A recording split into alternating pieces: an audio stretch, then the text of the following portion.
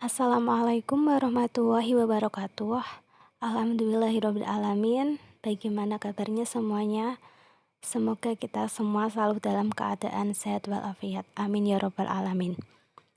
Pada kesempatan kali ini, saya Wardatul Bahiyah NIM 190803617 dari kelas Kimia 4A Universitas Islam Negeri Wali Songo Semarang akan menjelaskan tentang isomerisme posisi koordinasi ligan.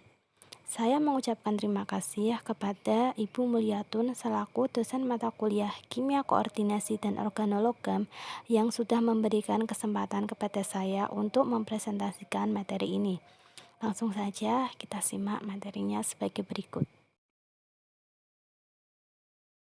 Sebelum saya masuk ke dalam subbab isomerisme posisi koordinasi ligan, saya akan membahas sedikit tentang bab 4 ini, yaitu tentang isomerisme senyawa koordinasi dan mengelompokkannya. Jadi, banyak senyawa koordinasi yang menunjukkan gejala isomerisme. Isomerisme pada senyawa koordinasi dapat dibagi ke dalam dua kelompok, yaitu isomerisme struktural dan isomerisme ruang. Isomerisme ruang ini dibagi lagi ke dalam dua kelompok, yaitu isomerisme geometri dan isomerisme optik.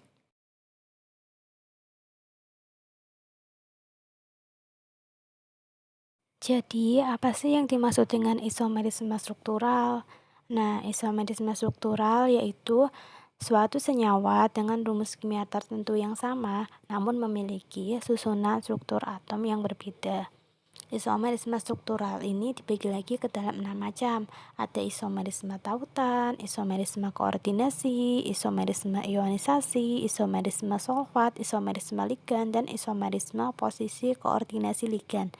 Yang akan menjadi pokok bahasan saya yaitu isomerisme posisi koordinasi ligan, sementara yang lainnya sudah diterangkan oleh teman-teman lainnya.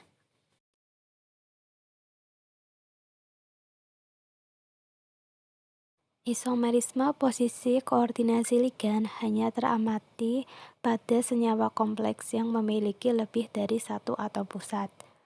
Pada isomerisme ini, posisi koordinasi ligan mengalami perubahan, yaitu dari ligan jembatan menjadi ligan terminal. Contohnya pada kompleks CO2 CO8 kali. Dalam kompleks CO2 CO8 kali terdapat dua bentuk seperti pada gambar di bawah ini. Dua bentuk ini merupakan pasangan isomerisme posisi koordinasi ligan. Pada contoh ini, dua ligan karbonil atau CO mengalami perubahan, yaitu dari ligan jembatan menjadi ligan terminal.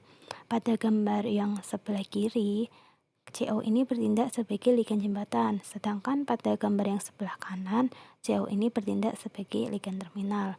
Nah, pada gambar yang sebelah kiri kan ini terdapat dua ligan karbonil yang bertindak sebagai jembatan.